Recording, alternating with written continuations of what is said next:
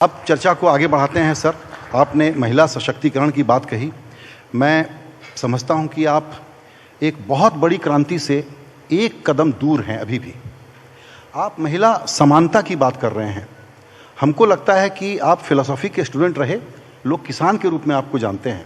इसके पीछे आपने बहुत सोच करके बहुत ज़्यादा मेहनत की है और ये एक बड़ी पहचान बन गई है महिला सशक्तिकरण की जो बात है।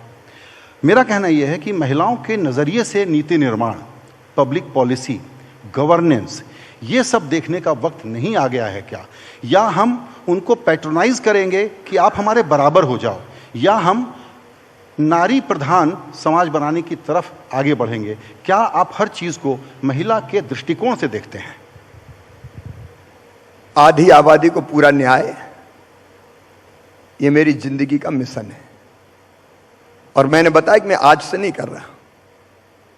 जब मैं मुख्यमंत्री नहीं था तब भी मेरी जितनी सामर्थ्य थी, मैं गरीब बेटियों की शादी किया करता था अपने मित्रों के साथ मिलकर। यहाँ कई पत्रकार मित्र ऐसे बैठे होंगे जो उन शादियों में गए जब मैं मुख्यमंत्री नहीं था।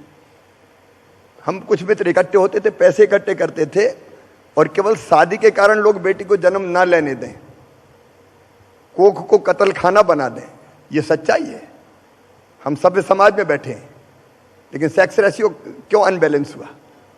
इसलिए कि बेटी को बोझ समझ के जब ऐसे साधन आ गए कि जिनके कारण पता चल जाए कि कोख में पलने वाला बेटा है कि बेटी है, तो बेटियां कोख में मारी जाने लगी। ये मेरे लिए बहुत पीड़ा का विषय था, दर्द का विषय था कि ये क्यों होता है। एक ही माँ की कोख से बेटा बेटी दो ही पैदा होते हैं, तो बेटी को बेटे के बराबर दर्जा क्यों नहीं मिलता?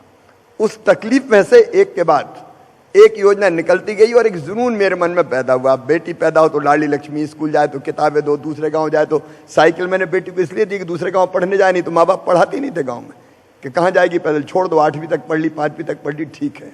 गांव की बेटी योजना बनाई, प्रतिभा किरण योजना बनाई, शादी की योजना बनाई। फिर मैंने उस बेबस बहन को भी देखा था जो मजदूरी करती थी और बेटा बेटी को जन्म देने के 2 दिन पहले तक काम करती थी, और जन्म देने के बाद हफ्ते भर भी आराम नहीं करती थी। और बेटा बेटी को या तो घर पे छोड़ देती थी या खेत पे लेके जाती थी, खेत की मेड़ पर रख देती थी और दिन दिन भर मजदूरी करती थी। तब मन में ये कसक उठती थी कि हे भगवान, वो दिन कब आएगा जब बेटा बेटी को जन्म देने के बाद इस बहन को कम से कम महीना भर आराम करने का मौका तो मिल जाए, ये दूध तो पिला ले अपने बच्चे को ठीक से। वो भी नसीब नहीं होता था। तब हमने बनाई थी कि जन्म के पहले 4,000 और जन्म के बाद 12,000 रुपया देंगे।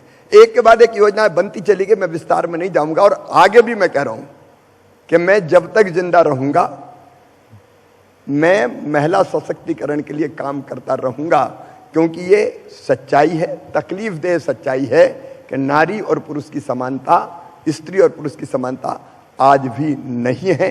कई चीजें महिलाएं भुगतती है, उसको बराबरी के स्तर पर लाना ये मेरा मिशन है।